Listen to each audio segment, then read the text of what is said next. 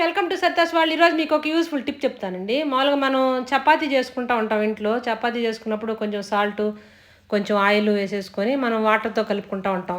మామూలుగా చపాతీ చేసుకుంటాం అలా. అలా కాకుండా చపాతీ మెత్తగా చాలా స్మూత్గా రావాలి అంటే కనుక మనకి ఇలా చేసుకోవచ్చండి. మజ్జిగ చేసుకున్నప్పుడు మజ్జిగ మీద తేట వస్తుంది పైన వాటరు.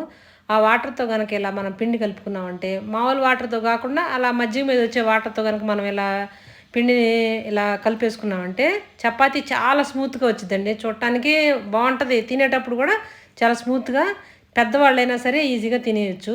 అలానే కాకుండా మనం మజ్జిగతో కలుపుకుంటున్నాం కాబట్టి మనకి చపాతీ తింటే వేడి చేసిద్ది అనే ఫీలింగ్ ఉంటుంది. మామూలుగానే మన సైడ్ ఎక్కువ చపాతీ తింటే వేడి చేస్తుంది అనుకుంటాం.